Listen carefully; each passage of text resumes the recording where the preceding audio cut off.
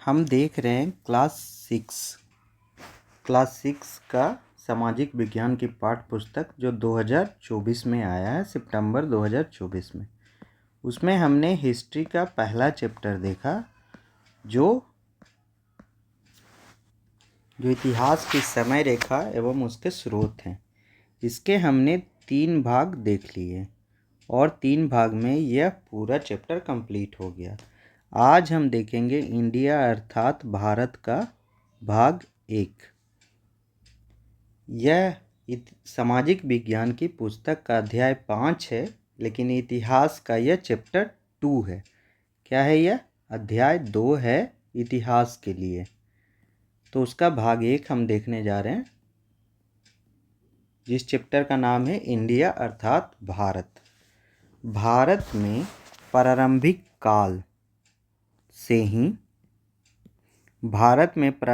काल से ही आध्यात्मिक और सांस्कृतिक एकता स्थापित हो गई थी, जो हिमालय और 2 समुद्रों अरब सागर और हिंद महासागर के बीच इस महान मानवता की जीवन धारा का अभिन्न अंग बन गई। तो भारत के बारे में ये श्री अरविंद जी बोलते हैं कि यह प्रारंभिक काल से ही आध्यात्मिक और सांस्कृतिक एकता यहाँ स्थापित हो गई थी, जो हिमालय और उत्तर में और 2 समुद्र, जो एक पश्चिम में और एक दक्षिण में है, इसके बीच में इस महान मानवता की जीवन धारा का अभिन्न अंग बन गए। ये देखिए दिखाया गया एक सांची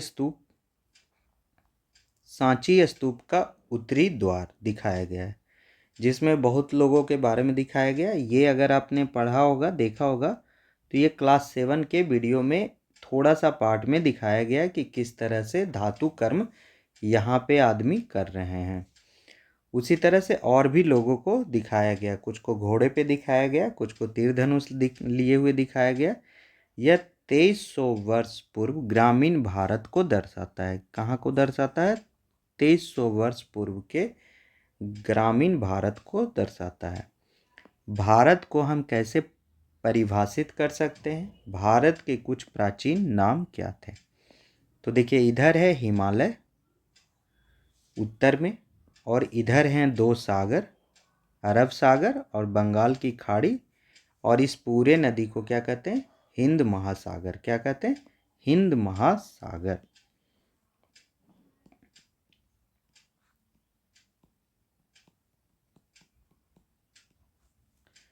भारतीय उपमहाद्वीप का भौतिक मानचित्र, जिसमें कुछ नदियाँ प्रदर्शित है। तो ये सब नदियाँ हैं, ये पूरा का पूरा सिंधु नदी तंत्र कहलाता है। झेलम, चिनाब, रावी, ब्यास और सतलज, ये 5 नदियाँ पंचनद से मिलकर सिंधु नदी का तंत्र बना है। सरस्वती नदी अभी लुप्त हो गई है, लेकिन फिर भी यह दिखाया गया है। यहाँ गंगा नदी को दिखाया गया है और यहाँ पे यमुना नदी को दिखाया गया। क्या दिखाया गया? यमुना नदी को दिखाया गया। गंगा नदी भारत से होते हुए पश्चिम बंगाल में और बांग्लादेश में क्या बनाता है? एक डेल्टा का निर्माण करता है।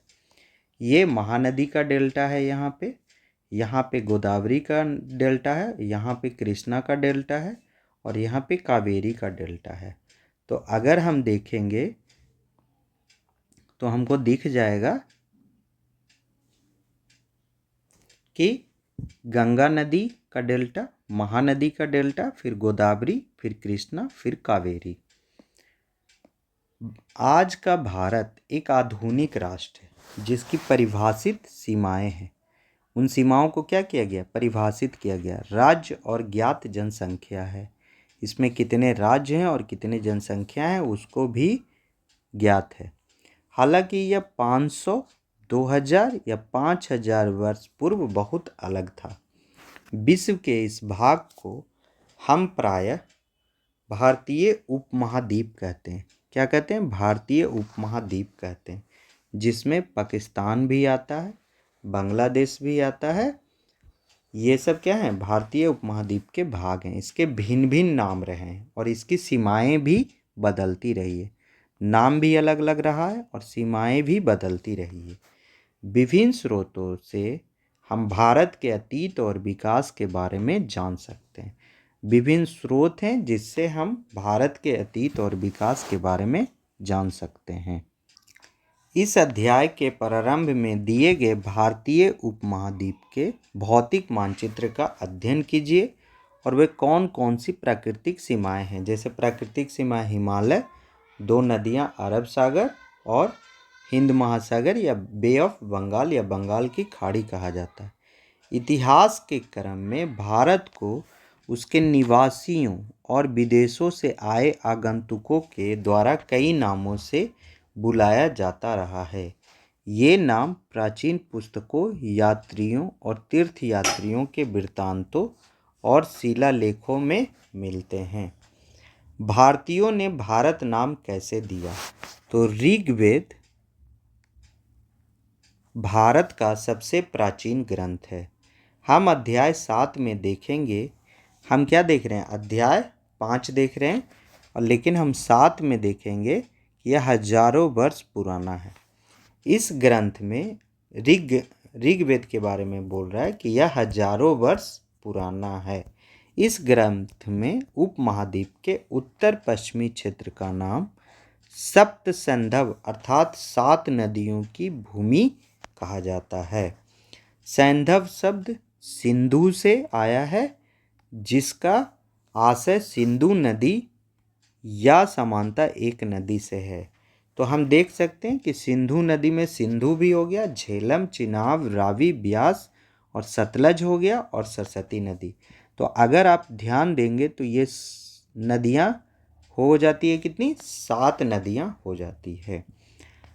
समय बीतने के साथ ही हमें साहित्य में भारत के अन्य क्षेत्रों के नाम भी मिलने लगते हैं। जैसे एक ग्रंथ है महाभारत, जिसको जय भी कहते हैं, जय भारत भी कहते हैं। भारत के सबसे प्रसिद्ध ग्रंथों में से एक है। इसके बारे में हम सांस्कृतिक विरासत तथा ज्ञान परंपराएं अध्याय में पढ़ेंगे।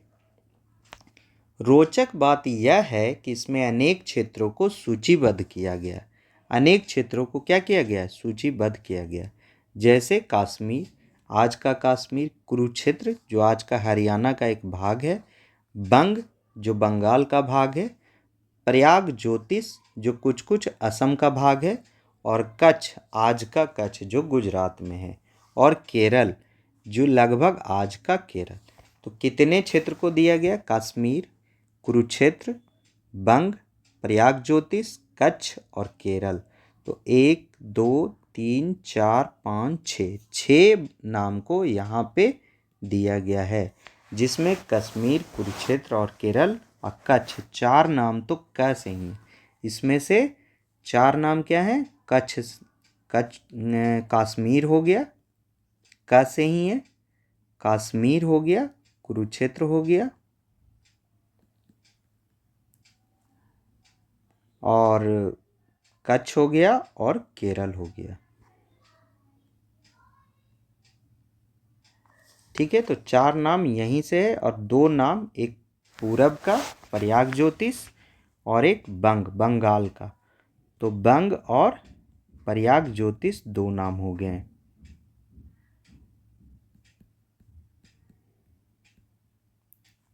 ये बंगाल का और ये असम का। क्या आप पृष्ठ 79 पे मानचित्र में दिए गए कुछ क्षेत्रों की पहचान कर सकते हैं? आपने जिन क्षेत्रों के बारे में सुना हो उनकी सूची बनाइए। तो जिन जिन क्षेत्रों को आप पहचान सकते हैं उन क्षेत्रों के बारे में जिनके बारे में सुने हैं उनकी सूची बनाइए। तो सूची आप बना सकते हैं जो भी नाम आपने सुने हैं। वास्तव में हमें कब समूचे भारतीय उपमहाद्वीप के लिए एक नाम मिला? चूँकि प्राचीन भारतीय ग्रंथों की तिथि निर्धारित करना कठिन है, अतः इस प्रश्न का उत्तर देना आसान नहीं है। महाभारत में भारतवर्ष और जम्बूद्वीप शब्द का प्रयोग किया गया है। महाभारत में क्या क्या यूज किया गया है? महाभारत में 2 नामों को यूज किया गया, एक भारतवर्ष और एक जम्बूद्वीप। तथा विद्वान सामान्यतः इस बात से सहमत हैं कि सामान्य संवत पूर्व की कुछ शताब्दियों पूर्व से यह महाकाव्य लिखा जाने लगा था। तो यह महाकाव्य कब लिखा गया था? कुछ ही सामान्य संवत पूर्व। पहला शब्द है भारतवर्ष स्पष्ट रूप से समूचे उपमहाद्वीप के लिए प्रयुक्त हुआ है और इस ग्रंथ में अनगिनत नदियों और लोगों के नाम सम्मिलित हैं। भारतवर्ष से आशय भरत के देश से है। अब भरत क्या था? अगर आपने पुरानी एनसीईआरटी कभी पढ़ी होगी क्लास 6 की, तो भरत क्या था? एक जनजाति था और उसी से इसका नाम पड़ा। भरत वह नाम है जो सर्वप्रथम ऋग्वेद में उल्लिखित हुआ है। तो भरत का नाम सबसे पहले कहाँ आया? ऋग्वेद में आया। वहाँ इसका अभिप्राय लोगों के एक प्रमुख वैदिक समूह से भी है। तो ये क्या है? एक जनजाति है जिनको वैदिक समूह से संबंधित किया जाता है। बाद के साहित्य में विभिन्न महाराजाओं के लिए भारत नाम उल्लिखित हुआ है। तो जिस हम भरत राजा की बात करते हैं वो बाद में आए हैं। पहले क्या थे? एक समूह थे और इसी पे बहुत सारे राजाओं ने अपना नाम रखा। दूसरे शब्द जम्बू द्वीप से आशय जामुन वृक्ष के फल के द्वीप से है। यह आज भी भारत पे पाए जाने वाला सामान्य वृक्ष है। यह वास्तव में भारत में पाए जाने वाला एक सामान्य पेड़ है जिसे जम्बुल वृक्ष, मालाबार प्लम या जामुन का वृक्ष कहते हैं। तो इसमें क्या है? मालाबार प्लम आपको याद रखना है। क्या है? मालाबार प्लम को याद रखना है। आगे जम्बू द्वीप भारतीय उपमहाद्वीप का पर्याय बन गया। पहले जहाँ पे ज़्यादा जामुन का वृक्ष होगा उसको जम्बू द्वीप कहा गया, लेकिन यह आज क्या है? भारतीय उपमहाद्वीप का एक पर्याय बन गया है। वास्तव में इस संबंध में हमें एक भारतीय सम्राट से बहुत अच्छे संकेत मिलता है। क्या मिलता है? हमें वास्तव में एक सम्राट से बहुत अच्छा संकेत मिलता है। उस सम्राट का नाम क्या है? अशोक, जिनके विषय में हम बाद में जानेंगे। अभी के लिए हम उनकी तिथि को लगभग 250 सामान्य संवत पूर्व मान सकते हैं। तो ऊपर के अध्याय में भी हमने अशोक के बारे में, बुद्ध भगवान के बारे में देखा है कि ये कब आए और ईसा मसीह से ये 250 साल पहले आए। तो इसको कहते हैं 250 सामान्य संवत पूर्व। जैसा कि हम देखेंगे उन्होंने हमारे लिए बहुत से शिलालेख छोड़े हैं। उनमें से एक में उन्होंने उसी नाम जम्बूद्वीप का संपूर्ण भारत का वर्णन करने के लिए उपयोग किया गया है। तो जम्बूद्वीप का वर्णन जहाँ साहित्य में भी है वहीं पे अशोक के शिलालेख में भी है। इस जम्बूद्वीप को पालावार प्लम्ब भी कहा जाता है। इस पेड़ को क्या कहा जाता है?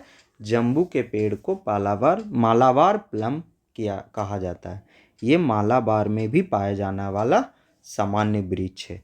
उस समय हमें आज के बांग्लादेश, पाकिस्तान और साथ ही साथ अफगानिस्तान के भाग सम्मिलित थे। तो उस समय जो जम्बू द्वीप का वर्णन किया जाता था उसमें बांग्लादेश, पाकिस्तान और अफगानिस्तान का कुछ भाग सम्मिलित किया गया है। अब देखिए ये पुराने नाम हैं जो कहाँ यूज किए गए? महाभारत में। महाभारत में सूचीबद्ध जो आपको ऊपर दिया गया उसी को यहाँ पे चर्चा किया गया है। तो उल्लेख राज्यों के रूप में कई क्षेत्रों का उल्लेख राज्यों के रूप में भी किया गया है। इन क्षेत्रों को याद रखने की आवश्यकता नहीं है, परंतु आप ध्यान दें इनका विस्तार उपमहाद्वीप के संपूर्ण भौगोलिक क्षेत्र में मिलता है। तो ये जो नाम है ये सारे संपूर्ण भौगोलिक क्षेत्र में उपमहाद्वीप के मिलते हैं। अब देखिए यहाँ पे अगर ध्यान देंगे तो चोल के बारे में भी है, पांड्य के बारे में भी है, केरल में जो चेर थे उनके केरल के बारे में भी है। ये द्रविड़ वाला पार्ट है जो कर्नाटका वाला पार्ट है। यहाँ पे किष्किंधा है, यहाँ पे क्या है? किष्किंधा है, अस्मक है, जनस्थान है, विदर्भ है, क्या है? विदर्भ है, माहिष्मति जो नाम उठाया गया है बाहुबली पिक्चर में वो इस पार्ट से उठाया गया है, महिष्मति। फिर चेदी भी है, जो चेदी के बारे में हम लोग अगर पढ़े थे तो ये कलिंग के आसपास थे, लेकिन वहाँ भी दिखाया गया वो चेदी वंश अलग है। फिर बंग के बारे में भी दिखाया गया, पुंडरू के बारे में भी दिखाया गया। यहाँ पे मगध है जो एक विशाल क्या हो जाता है, महाजनपद हो जाता है। अंग है जिस पे महाभारत में कर्ण इस पे शासन करता था। गंधार है जहाँ से मामा शकुनी आते हैं। और ये यहाँ पे सीवी, केकई, मद्र, बाहलिक, मत्स्य, सूरसेन, ये सब आप देखेंगे कि महाभारत में यूज किया गया है। और ये पंचाल क्षेत्र है जहाँ से द्रौपदी आती थी, इसीलिए उनका नाम पंचाली भी पड़ा है। और ये गुजरात का सौराष्ट्र भी है। तो इस तरह से आप देख सकते हैं कि बहुत सारे, दक्षिण कौशल का नाम लिया गया है, कलिंग का नाम लिया गया है। तो बहुत सारे नाम आपने कलिंग सुना होगा, माहिष्मती आपने फिल्म से सुन लिया, अंग सुना होगा। तो कौशल काशी, यहाँ काशी का कौशल है। तो काशी आज भी प्रचलित नाम है वाराणसी का। तो इस तरह से बहुत सारे नाम, केकई, मद्र, ये सब जो हैं नाम सुनने को मिलता है। लेकिन अगर आप ध्यान देंगे तो पंचाल, गंधार, अंग, ये सब नाम ज़्यादा प्रचलित थे। कुछ शताब्दियों के बाद भारतीय उपमहाद्वीप के लिए सामान्यतः नाम भारत नाम का प्रयोग किया जाने लगा। उदाहरण के लिए प्राचीन ग्रंथ विष्णु पुराण, विष्णु पुराण में हम पढ़ते हैं, क्या पढ़ते हैं, तो विष्णु पुराण में कहा गया, उत्तरम यत् समुद्रस्य हिमाद्रश्च दक्षिणम वर्षम तद भारत नाम। वह देश जो समुद्र के उत्तर में है और हिमाच्छादित पर्वतों के दक्षिण में है। तो हिमालय से हम क्या हैं, दक्षिण में हैं, और समुद्र से क्या हैं, हम उत्तर में हैं। यहाँ पे समुद्र है जिसके हम उत्तर में हैं, और अगर हिमालय को लेंगे तो हिमालय से हम दक्षिण में हैं। क्या है, दक्षिण में हैं हम। उसे भारत कहते हैं। उसे क्या कहते हैं, भारत कहते हैं। यह नाम भारत आज भी प्रयोग में है। उत्तर भारत में इसे सामान्यतः भारत लिखते हैं, जबकि दक्षिण भारत में प्रायतः इसे भारतम लिखते हैं। तो दक्षिण भारत में भारत नहीं, क्या बोला जाता है, भारतम बोला जाता है। तो आप इसको याद रखिएगा। क्या आप हिमाच्छादित पर्वतों को पहचानते हैं, तो ये पर्वत क्या हो गया, हिमालय हो गया। क्या आप समझते हैं कि भारत का यह संक्षिप्त विवरण सही है, तो एक मोटा मोटी भारतीय उपमहाद्वीप का यह संक्षिप्त विवरण भारत को दर्शाता है। यह जानना रोचक है कि भारत के लिए देश के विभिन्न भागों ने एक समान परिभाषा को अपनाया है। उदाहरण के लिए 2000 वर्ष पूर्व प्राचीन तमिल साहित्य की एक कविता में एक ऐसे राजा की प्रशंसा की गई है जिसका नाम दक्षिण में के कुमारी से उत्तर में महान पर्वत तक, पूरब के महासागर से पश्चिम के महासागर तक जाना जाता है। तो तमिल साहित्य में भी क्या रखा गया है, तमिल साहित्य में भी एक राजा का वर्णन किया गया है जो दक्षिण में केप कुमारी, जो तमिलनाडु के पास है, उससे उत्तर में महान पर्वत हिमालय तक, पूरब के महासागर मतलब बंगाल की खाड़ी से पश्चिम के महासागर अरब सागर तक जाना जाता है। उत्तर में महान पर्वत को अब आप पहचान सकते हैं। केप कुमारी की पहचान करने में भी कठिनाई नहीं होनी चाहिए। उसको क्या बोलेंगे, ये तमिलनाडु का एक भाग है। इस तरह प्रतीत होता है कि प्राचीन भारतीय अपने भूगोल को अच्छी तरह जानते थे। जो प्राचीन भारत के लोग थे उनको भी अपना देश का भूगोल पता था। भारतीय संविधान, जो बाद में, जिसको इंग्लिश में कॉन्स्टिट्यूशन कहते हैं, जो सर्वप्रथम अंग्रेजी में लिखा गया था, बाद में उसका अनुवाद किया गया, उसमें क्या लिखा गया, इंडिया डैट इज भारत। ये इंग्लिश में लिखा गया, जिसका हिंदी में अनुवाद वही भारत अर्थात इंडिया को उल्लिखित किया गया है। तो संविधान का अनुच्छेद, जिसको आर्टिकल कहते हैं इंग्लिश में, उसमें पहला ही आर्टिकल में क्या कहा गया, भारत को इंडिया डैट इज भारत, मतलब भारत अर्थात इंडिया को उल्लिखित किया गया है। भारत के मूल संविधान के प्रथम पृष्ठ में क्या आप इंडिया अर्थात भारत को समझ सकते हैं? तो देखेंगे आगे। कुछ साइड में जो परिभाषा है उसको भी देख लेते हैं, जो शुरू से हमने नहीं देखा, तो अगर कुछ है तो देख लेते हैं उसको। देखिए यहाँ पे दिया गया निवासी के बारे में। वे लोग जो एक स्थान विशेष में रहते हैं उनको क्या कहते हैं? निवासी कहते हैं। इसके पहले तो कुछ और नहीं दिया गया है, तो आप इस तरह से देख सकते हैं। एक निवासी के बारे में बताया गया है, उसके बाद हमको संविधान के बारे में बताया गया। किसी देश के आधारभूत सिद्धांतों और कानूनों को बताने वाला एक प्रलेख है। भारतीय संविधान 1950 में 26 जनवरी 1950 को लागू हुआ, जिसका अध्ययन हम कक्षा 7 में करेंगे। विदेशियों ने, अभी हमने क्या देखा? भारतवर्ष कैसे नाम पड़ा, जम्बूद्वीप कैसे नाम पड़ा, और इंडिया अर्थात भारत को हम समझे। अब विदेशियों ने इंडिया नाम कैसे रखा, अब इंडिया के बारे में हम समझेंगे। विदेशियों में सर्वप्रथम प्राचीन ईरान जिसको फारस कहते थे, तो ये काफ़ी इम्पोर्टेंट है कि ईरान को ही क्या कहा जाता था? फारस कहा जाता था। तो प्राचीन ईरान और ये फारस हो गया। इसको क्या कहा जाता था? प्राचीन ईरान को ही फारस कहा जाता था। के निवासियों ने भारत का उल्लेख किया है। 6ठी शताब्दी सामान्य संवत पूर्व एक फारसी सम्राट ने सैन्य अभियान आरंभ किया और सिंधु नदी के क्षेत्र, जिसे सिंधु कहा जाता है, पर नियंत्रण किया। अतः यह कोई आश्चर्य नहीं है कि अपने प्रारंभिक लेखों और शिलालेखों में फारसियों ने क्या बोला? भारत को हिंदू या हिंदू से निर्दिष्ट किया था। यहाँ हिंदू क्या है? एक रिलीजन, धर्म का नाम नहीं है। यह हिंदुस्तान के लिए आया गया शब्द है। उनकी भाषा में सिंधु का रूपांतरण प्राचीन फारसी में हिंदू पूर्णतया एक भौगोलिक शब्द है। क्या है? यह एक भौगोलिक शब्द है। हिंदू यह धर्म से जुड़ा हुआ नहीं है, इसे हिंदू धर्म से संदर्भित नहीं किया गया। इन्हीं फारसी स्रोतों के आधार पर प्राचीन यूनानियों ने इस भाग को इंडोई, उस समय क्या थे फारसी लोग, अभी क्या हो गया? प्राचीन यूनानियों ने इस भाग को इंडोई अथवा इंडिके नाम दिया।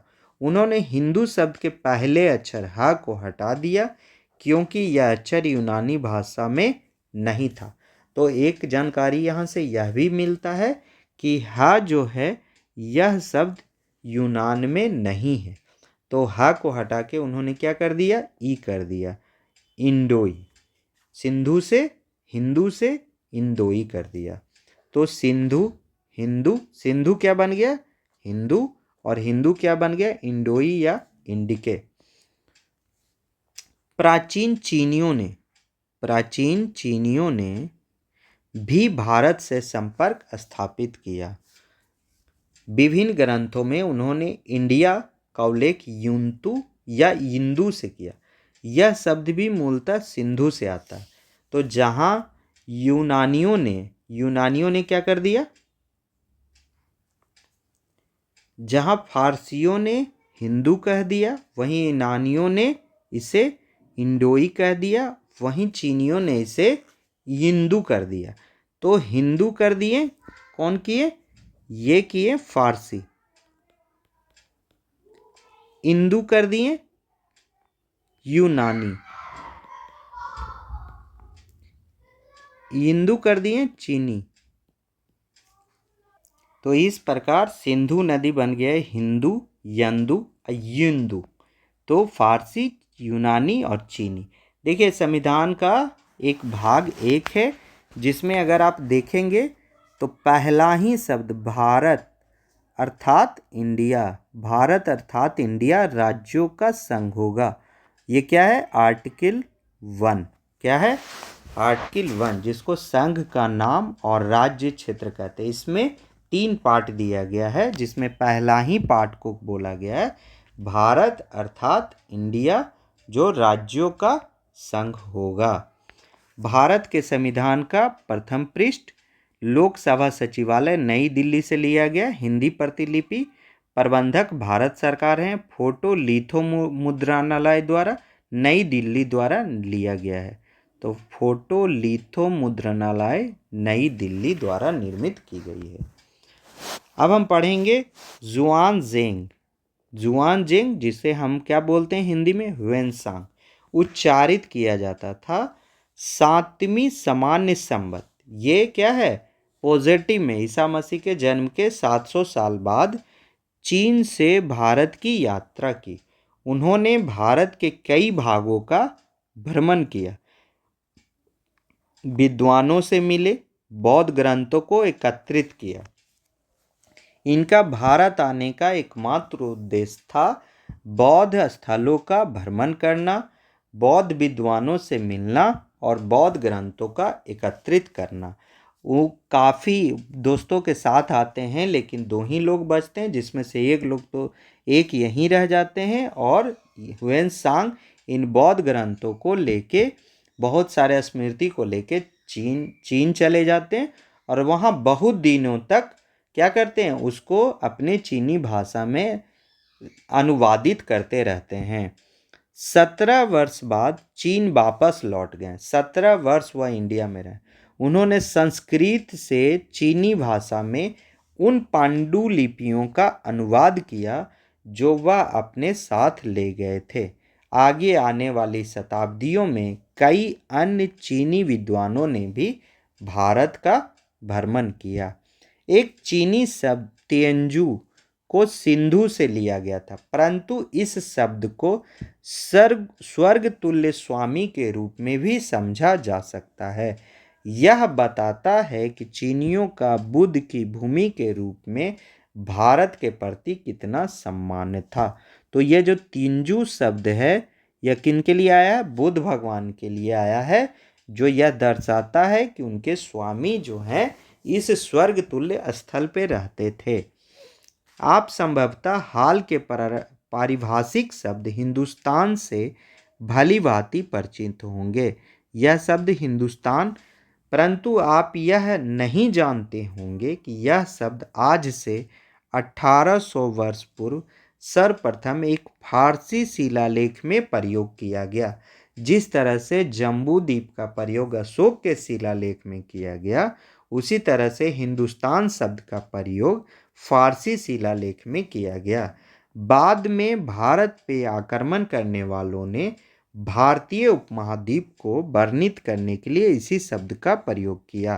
तो भारत पर जो भी आक्रमणकारी थे वे भारतीय उपमहाद्वीप को, पूरे भारत के साथ पाकिस्तान का, अफगानिस्तान का कुछ भाग, बांग्लादेश के भाग को जोड़ते हुए वे इसके लिए यूज करते थे हिंदुस्तान।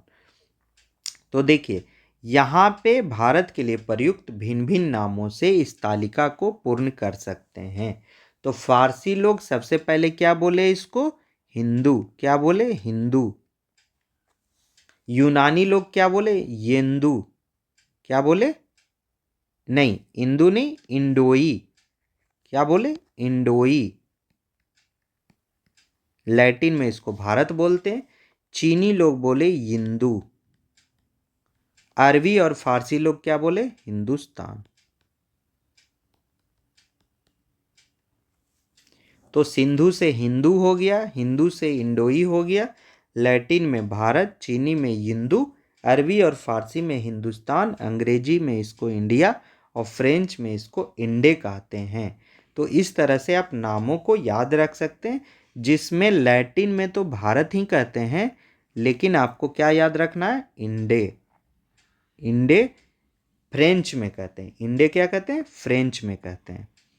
आगे बढ़ने से पहले भारत एक प्राचीन भूमि है जिसे इसे इतिहास के क्रम में कई नाम दिए गए। हिंदुस्तान, जम्बूद्वीप जो अशोक के शिलालेख में मिला, हिंदुस्तान जो फारसी शिलालेख में मिला, फारसी लोग इसको हिंदू भी बोले, यूनानी लोग इसे इंडोई बोले, चीनी लोग इसे यिंदू बोले। तो जैसे प्राचीन भारतीयों द्वारा क्या नाम दिया गया? जम्बूद्वीप तथा भारत। जो भारत क्या था? एक वैदिक समूह जनजाति था, उसी से यह नाम पड़ा भारत। बाद के समय में भारत शब्द अधिक प्रचलित हुआ। अधिकांश भारतीय भाषाओं में यही नाम मिलता है। यह जो भारत है यह महाभारत में भी मिलता है और विष्णु पुराण में भी मिलता है।